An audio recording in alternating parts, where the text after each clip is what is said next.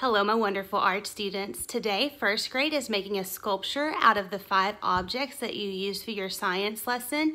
You don't have to use glue or anything to put them together. It's just assembling it, showing somebody and talking about it, and then taking it back apart, unless you use objects that you can glue together. Second grade, you're going to be poking holes in paper using a pencil or another object. So you're going to need adult supervision to make sure that you don't get hurt doing that. And you're going to make a design using those holes. Third grade, you're going to be crumpling a piece of paper, and the lines that are left from crumpling, you're going to take a crayon, marker, colored pencil, whatever you've got available, and you're going to trace and make a design from those lines. Fourth grade, you're going to be creating a landscape drawing, and we're going to focus on perspective. So like things that are closer or bigger, things that are further away or smaller, and so on. And then fifth grade, you're going to think of a piece of art, and you're going to pretend you're the artist and come up with like how you made it and the materials you used. So we're going to be focusing more on writing and an artist statement for fifth grade today. Let's go ahead and get started. Today I'm going to start with 4th grade's picture. We're going to be drawing in 1-point perspective. As you begin your drawing, draw a horizon line across your paper. Then add a vanishing point on your horizon line. In between your horizon line and the bottom of your paper, you're going to draw a rectangular square. You'll connect 3 of the corners closest to the vanishing point. Once that's done, you're going to draw the 2 back lines for your rectangular prism. You'll erase the extra diagonal lines. Make sure you draw light so that way you don't have lines left over. Our next step is to draw a tall rectangle that goes past your horizon line, but not all the way to the bottom of your paper. Then you'll connect the 2 closest corners. Just like on the other side, you'll draw a line down. You don't see the top, so you don't need a second line. You'll erase anything that intersects the rectangular prism, and then you'll erase your extra diagonal lines. The fronts of your buildings are called front-facing planes. Whenever you draw shapes on here, they're just going to look flat. You will want to make sure that the edges of your shapes are parallel to the building. You can always double check the straightness of your building by looking at the edge of your paper and comparing it to its sides. Windows, signs, doors, balconies, bricks, wood, those are all things that you could draw across the front of your buildings. If you want to draw any rectangles or squares on the side of your building, you start by drawing the 2 sides that are vertical and then connect the top and the bottom to your vanishing point when you draw it. This will make sure that your windows, your doors, whatever you're drawing are at the right angle. You'll erase any extra diagonal lines after you're done drawing it. Lining things up in a perspective drawing are important. Also, the size and placement of other objects help to make you think that there's more space than there really is in your picture. I like to draw mountains or forests in the backgrounds for most of my perspective drawings. We need a few objects to show the difference in size when something is in the foreground, the middle ground, and the background. The foreground is at the bottom of your paper. I'm putting a Keith Haring style figure running across the paper on the bottom. The next object that you draw in the middle ground will need to be a little bit smaller.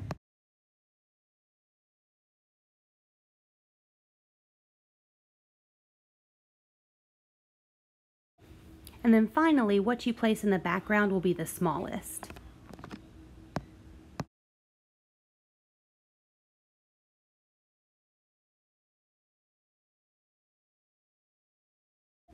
Things that are in the foreground or at the bottom of your paper will have more detail. Things that are in the middle ground will lose a little bit of that detail, and things that are far away you'll barely see any detail on.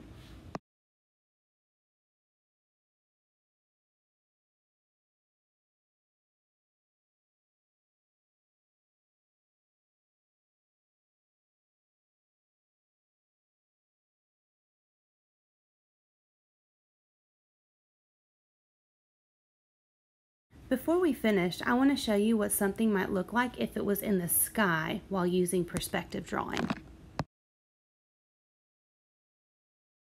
We're going to start out by drawing a rectangular square.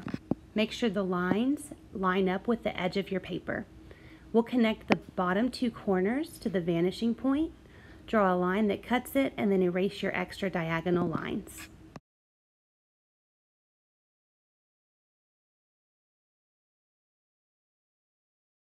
I'm going to add wood texture to the bottom of this building, so whenever I draw the planks, I'll want to connect them to my vanishing point.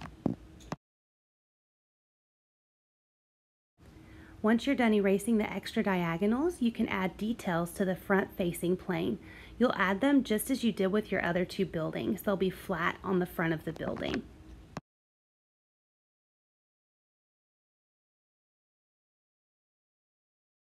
I'm going to add some clouds to my sky. Fourth grade, you can add anything else you want to your picture. Now I'm going to move on to third grade. Third grade, you're going to start by crumpling your paper. Be careful as you open it back up so you don't rip your edges. Once you've opened your paper back up, you'll want to flatten it, but not too much. You want to still be able to see the creases that are left in your paper. Once you feel like it's flat enough for you to draw on, you're going to start sketching the lines that you see. I always go for the ones that are the deepest and the most visible.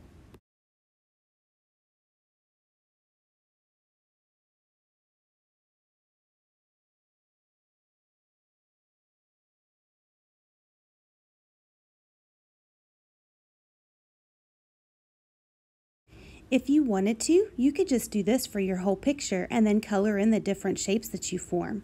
Or you can take and find objects in the shapes that you find.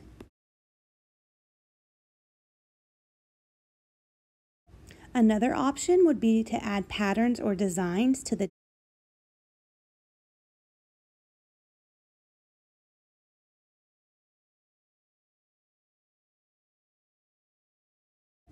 I don't know about you guys, but whenever I look at things like crumples on paper, clouds in the sky, texture on brick, a lot of times I'll find faces in them.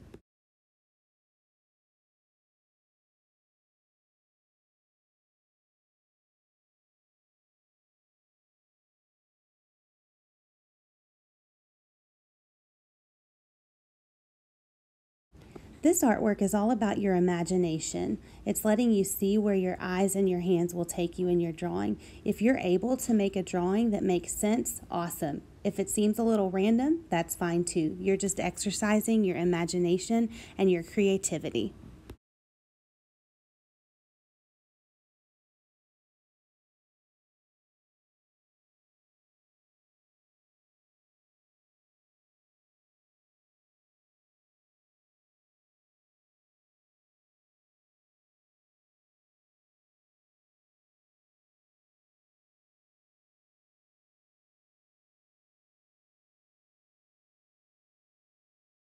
All right, second grade, let's start making our design. You're going to be creating with holes today. If you want to sketch out what you want to create first, that might help you to have a plan for your work, or you can be random and just make holes and try to find a design in it. You might go through several pieces of paper if you do that though. So I'm starting out with a circle and I'm putting dots where I'm going to put my holes.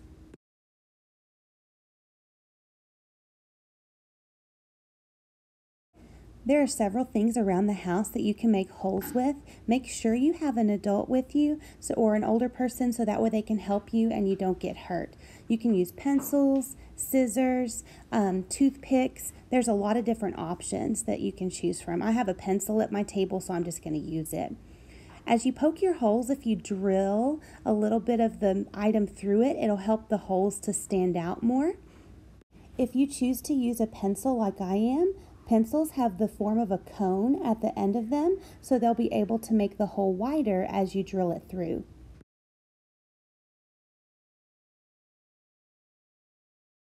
As you're adding your holes, pay attention to where your other fingers are so that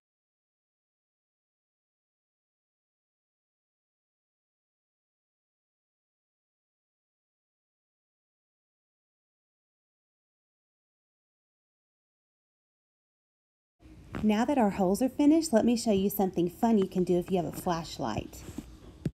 I'm going to use the light on my phone, and you want to be in a dark place, so I chose our closet. If you shine the light through, you can see the holes on the floor or on the wall that you're shining it on. All right, first grade, let's go ahead and move on to your sculpture that you're creating today. In science, you were to choose 5 objects and see how light passes through them. So I went around my house and I found objects that have different traits to them. Sometimes you can see light through them, sometimes you can't. You might see light in different ways through them. Before you start building your sculpture, place your objects in front of you. Think about how they should be stacked. This is not a permanent sculpture. You're going to end up taking it apart.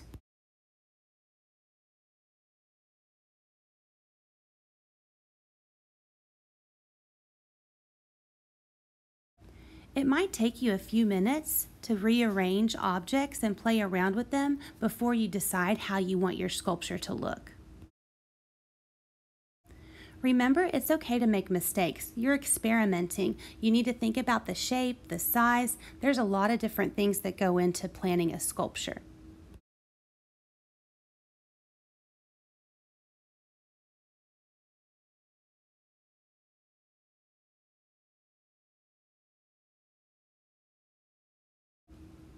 As you're building your sculpture, you'll want to make sure that the bottom is stable.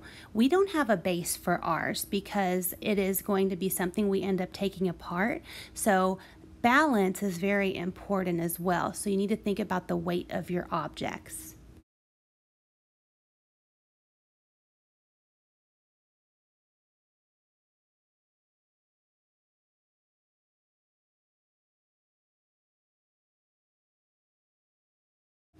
I really wanted the controller to fit the diamond, but the shapes of the diamond wouldn't let it.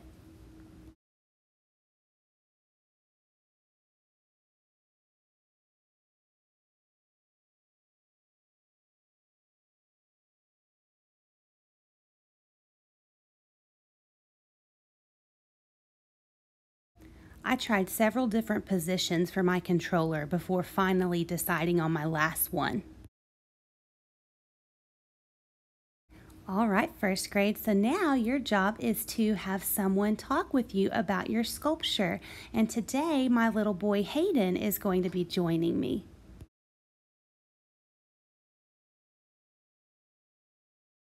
All right, I've got Hayden with me again today. Yeah. And he is going to talk about my sculpture. So Hayden, I made this sculpture for my students. Okay. And what do you think of it?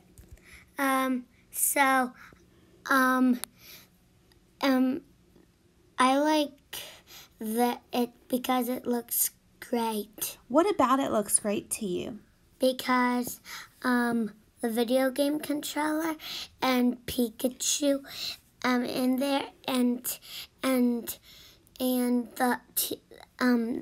looks almost like a TV, but it does look like one. And this is going to be a resetter to stop it. Oh, yeah? It stops your game if you want to play another game. Awesome. So do you like Pikachu? I do like Pikachu. And you like video games? Yeah, Pikachu I think is cute because he looks like a little mouse that has yellow and brown on him, and he has red cheeks to shoot thunder. Now, do you think my sculpture is strong, or if I tap it, will it fall apart? What do you think? It's strong. Is it strong? Did I glue the pieces together? You stacked them. I stacked them. I didn't glue them. So if I were to pick this up, would it fall apart? Yeah. Yeah. What colors do you see in my sculpture?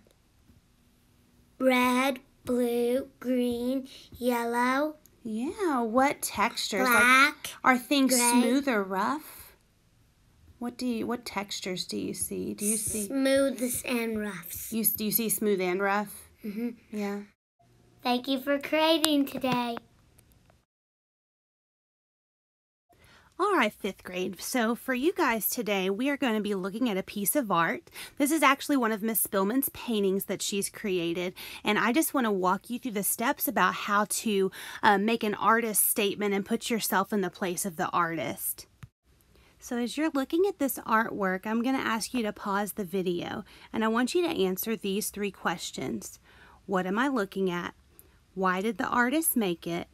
And what do I think the artist did to create this artwork? You can either write these questions down, or you can just answer them in your mind or verbally.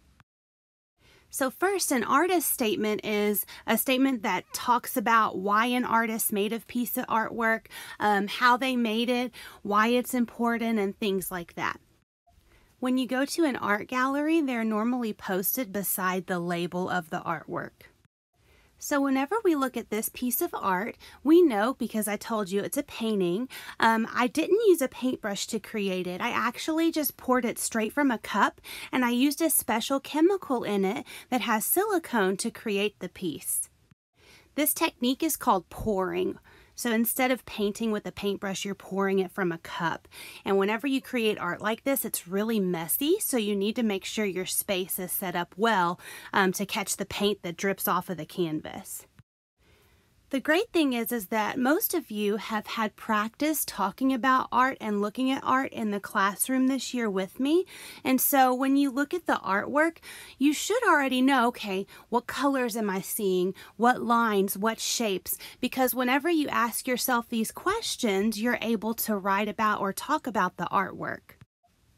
So whenever I create my paintings, I have certain colors that I use, but how they mix in the cup is kind of random. I can try to control it, but it really is just left up to how I pour it in and how it ends up on the canvas.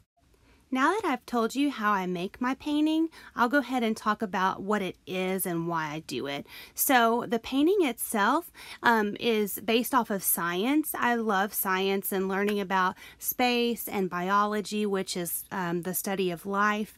I also like chemistry. And so whenever I create these pieces, I'm trying to put a little bit of science into them. In fact, the bubbles that you see are even called cells. Lastly, the reason why I chose to do my paintings like this is because of the process.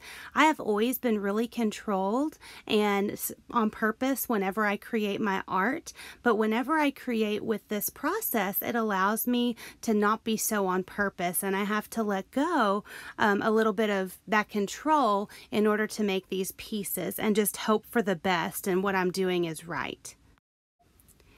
I've had to work through many mistakes, and it's taken a lot of practice in order to get my paint to turn out this way. And I admit I am still learning. I hope you enjoyed creating with me today. I wish you well, my wonderful art students.